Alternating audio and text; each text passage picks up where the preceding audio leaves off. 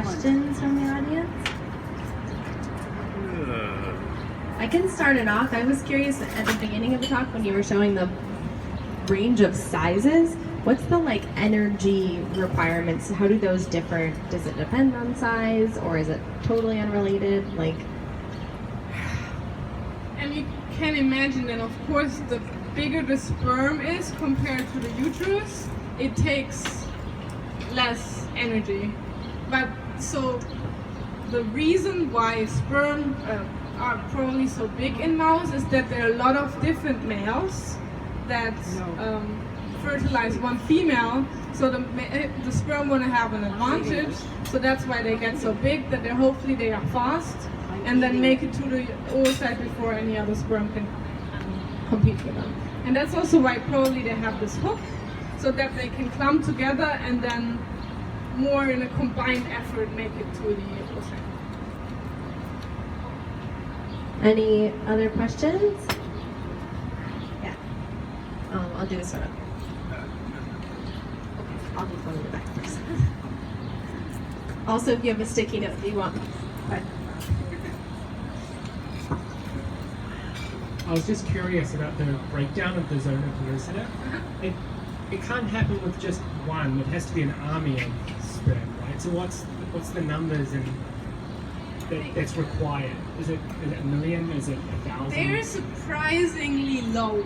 So for humans, one guesses that they ejaculate around 3 to 40 millions, and that only around 50 sperm make it to the oocyte at the end. And then probably the first 45 sperm break up the zona pellucida, and then the 46 sperm comes in and fertilizes. So that's you have to imagine that a lot of sperm are pushed off because they can't align properly against the flow. They are too weak to swim against the flow. Then there are a lot of cavities in the uterus that they stick to, and then the immune cells are killing them off, and so on and so forth. So the idea is that that's why I call this survival of the fittest, so that only the best sperm with the best DNA and best energy content make it to the oocyte at the end, that we only fertilize the oocyte with the best DNA possible. So it's essentially a selection process that removes all the weak sperm with the weak DNA that we don't want, and only the best ones make it there, and then one of the best ones battle it out. But it requires others to do that, right? Yeah, so yeah, it can't just be one that just made it. No. So, but it's requires... only 50 in humans, I think around 20 in mice. Something like that.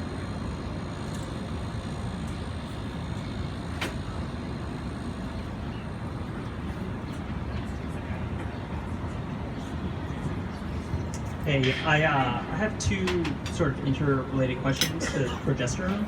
So when the ovary is in the ampulla and it has an established progesterone gradient, do you see a correlation between the dissolving zona and the dropping progesterone gradient?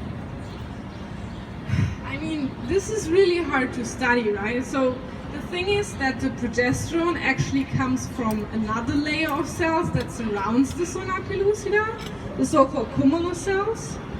And those cumulus cells get digested away first. So by the time the sperm are at the zona pellucida, all those cumulus cells are gone, so all the progesterone is also gone. But of course, this is a big problem that we have, that we can't really study this in vivo, right? So we always only have the oocyte in the plate and then at the sperm, so this is quite artificial. So I would assume progesterone is gone already, but I mean, 100% what happens in vivo, yeah, no one really knows. And then the second one was the oocyte isn't the only source of progesterone, right? The ovary itself is also a site. So Yeah. so the sperm also are playing a game of perfect timing. If you're too early, you'll be killed. If you're just on time, you can impact the oocyte and potentially fertilize. But if you're really late, you miss everything. But are those really late sperm still traveling towards the oocyte that's, towards the ovary that is still giving off progesterone? So the thing is that that flow that I was talking about, the rheotaxis, is highly reduced when there's no oocyte. So this means that those sperm will probably not find their way towards the oocyte. But they also have a really cool system up there in the fallopian tube. There are little holes and cavities where sperm are actually binding to and are stored. And they have to detach again, and that takes quite a while. So if the sperm are a little bit early, and then the oocyte comes, I don't know, let's say 4 or 5 hours later, then those sperm that are stored there might still have a chance to fertilize.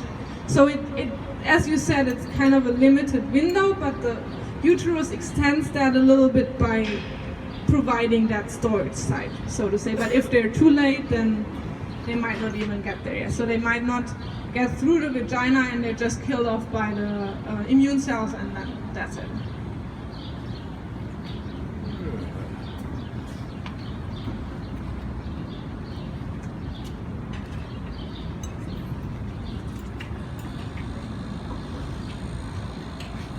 Oh, wait. So it seems like there are a lot of obstacles, essentially, for getting the sperm to its destination. But there are also, like, I guess, internal obstacles. Like, I've heard of, like sperm, like, almost like they're healthy, but they just swim in circles. Is that something that's beyond, like, the chemotaxis? Like, there's something wrong with the tail not being phosphorylated correctly, or only on one side? Or is that something innate to the sperm, or just a purely chemical bad luck, essentially? So, when they swim in circles, again, the swimming direction is controlled by calcium.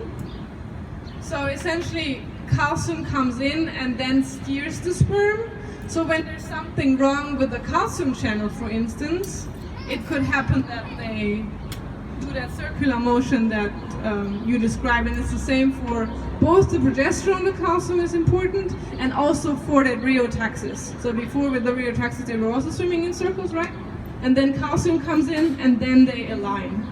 And if something is wrong in one of those proteins, then they just swim in circle, and then they wash off eventually. Any other questions?